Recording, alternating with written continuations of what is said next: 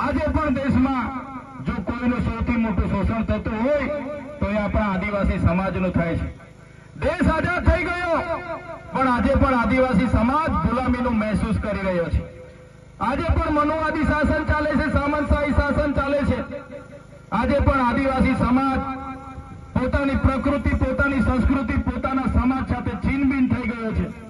આજે દેશમાં ડેમના નામે, આજે દેશમાં જીએમડીસી, જીઆઈડીસીના નામે, ખાણોની ખોદાણના નામે, રોડના નામે, મોટા પ્રોજેક્ટોના નામે, રહેણોના નામે, કોરિડોરોના નામે સૌથી વધારે જો કોઈને વિસ્થાપિત કરવામાં આવ્યા હોય તો એ આજે આદિવાસીઓને કરવામાં આવ્યા છે. આજે દુઃખ સાથે કહેવું પડે છે, આજે દેશમાં 1,40,00,000 આદિવાસીઓ બેહાલ છે, બેઘર છે, બેબસ છે, જેમને વિસ્થાપિત કરી દેવામાં આવ્યા છે. પણ આજ દિન સુધી એ લોકોને એમનું વળતર, એમની જમીન સામેની જમીન કોઈ પણ પ્રકારની સરકારોએ સુવિધા નથી આપી. ત્યારે સાથીઓ, આજે આપણે વન અધિકાર અધિનિયમની વાત કરીએ છીએ. વન અધિકાર અધિનિયમ 2006માં બન્યો. એના પહેલા પણ 1980માં વન અધિકાર કાનૂન બન્યો હતો. ત્યારે પણ આ લોકોએ આપણા લોકોને જે જંગલની જમીન ખેડતા હતા એમને અધિકારના દાવાઓ નહોતા આપ્યા. આદિવાસી જંગલ ખાતું કહેવા માંગતું હોય કે આ જમીનો અમારી છે, ત્યારે હું આજના મંચ પરથી કહેવા માંગુ છું જંગલ ખાતાને પણ, તમારું જંગલ ખાતું તો 1927માં બન્યું છે. અમારા લોકો હજારો વર્ષથી અહીંયા રહે છે અને જે દિવસે અમારા લોકોને હેરાન કરશો તે દિવસે આદિવાસી વિસ્તારોમાંથી તમારા જંગલ ખાતાને પણ દૂર કરતા અમને વાર નહીં લાગે. તમારા જંગલ ખાતાને પણ આદિવાસી વિસ્તારોમાંથી અમે હટાવી દઈશું, ઘૂસવા નહીં દઈએ. અનુસૂચિત વિસ્તાર છે અમારો, અહીં પૈસા એક્ટ લાગુ છે. અનુસૂચિત વિસ્તાર હોવાના નાતે બંધારણની 244(1) ના આર્ટિકલ પ્રમાણે, 13 ની કલમ પ્રમાણે આ વિસ્તારમાં કોઈ સરકારની, કોઈ જંગલ ખાતાની કે કોઈની જમીન નથી. આ વિસ્તારમાં જો કોઈની જમીન હોય એ તમામ જમીનો અમારા આદિવાસીઓની છે, આદિવાસીઓ સાચવેલી છે. આજે જંગલો દેખાય છે એ કોઈ જંગલો જંગલ ખાતાએ નથી બનાવ્યા. આ તમામ જંગલો કુદરતી રીતે બનેલા છે. અમારા આદિવાસીઓ પેડને પણ પૂજે છે, નદીને પણ પૂજે છે, પહાડને પણ પૂજે છે, જીવજંતુને પણ પૂજે છે, સાપને પણ પૂજે છે, વાઘને પણ પૂજે છે. આ પ્રકૃતિનું ના જંગલોનું કોઈ સાચવવા હોય તો એ અમારો આદિવાસી સમાજે સાચવવા છે, નહીં કે કોઈ જંગલ ખાતાએ. ત્યારે 1980માં પણ આપણને દાવા હક નથી મળ્યા અને 2006માં જયારે કાનૂન બન્યો, એ કાનૂન અંતર્ગત પણ જે લોકો વર્ષોથી પોતાની પરંપરાગત રીતે ખેતી કરતા હતા, રહેઠાણો હતા, એમના નિયમ અંતર્ગત એમને જમીન આપવા માટે 2006ના અધિનિયમના કલમ 3માં પ્રકરણ 4 અને /5માં લખેલું છે, કોઈ પણ આદિવાસી પરંપરાગત રીતે રહેઠાણ કરે, ખેતી કરે, એને કોઈ પણ રીતે એને દૂર નહીં કરી શકાય, એનું દબાણ હટાવી નહીં શકાય. એની માન્યતા જ્યારે પણ એની ખરાઈ કરવાની થાય, એની ખરાઈ કર્યા સિવાય ક્યારે પણ આદિવાસીને કનગડત નહીં કરી શકાય. એ સુપ્રીમ કોર્ટનું જજમેન્ટ છે, છતાં આ જંગલ ખાતાવાળા હેરાન કરે. સાથીઓ, આપણે તૈયાર થવું પડશે કાયદાકીય રીતે પણ.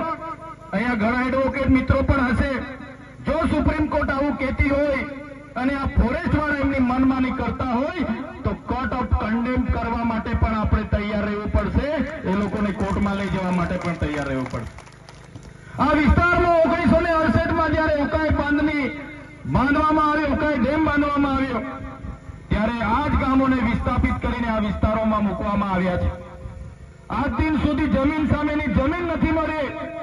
એક વ્યક્તિને સરકારી નોકરી આપવાની વાત હતી, મફત વીજળી આપવાની વાત હતી, મફત સિંચાઈનું પાણી આપવાની વાત હતી, છતાં પણ આજે આપણને મળ્યું નથી.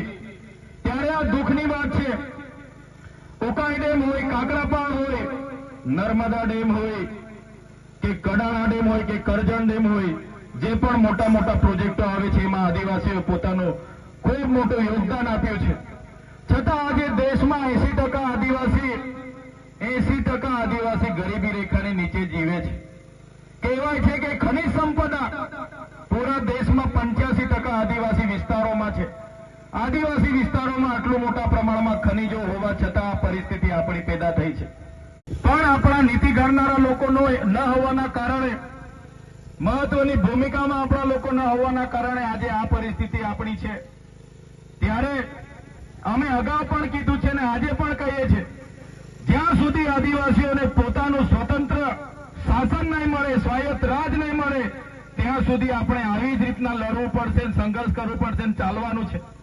ત્યારે સાથીઓ અમે અગાઉ પણ કીધું છે ને અમે પૂરા ગુજરાત, રાજસ્થાન, મહારાષ્ટ્ર અને મધ્યપ્રદેશમાં પણ જઈએ છીએ.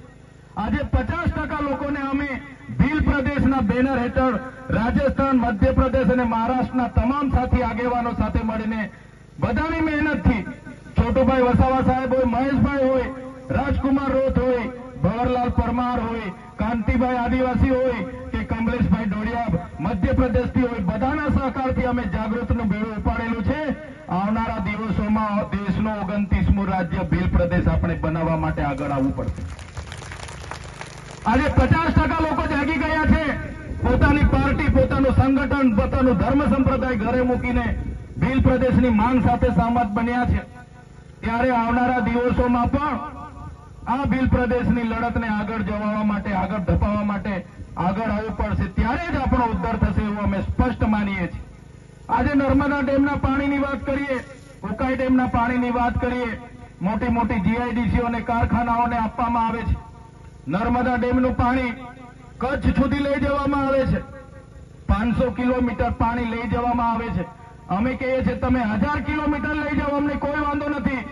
પણ જે લોકોએ પોતાની જમીનો ગુમાવી છે, જે લોકોએ આખાને આખા ગામો વિસ્થાપિત કર્યા છે, એ લોકોને આજે પણ જે વચનો આપ્યા હતા એક જણને નોકરીના, જમીન સામે જમીનના, સિંચાઈના, વીજળીના, એ નથી આપ્યા. ત્યારે આવનારા દિવસોમાં જો સરકારો આદિવાસીઓ માટે નહીં વિચારશે તો આવનારા દિવસોમાં નર્મદા કેનાલ બંધ કરવા માટેનું પણ અમે આહવાન કરીશું.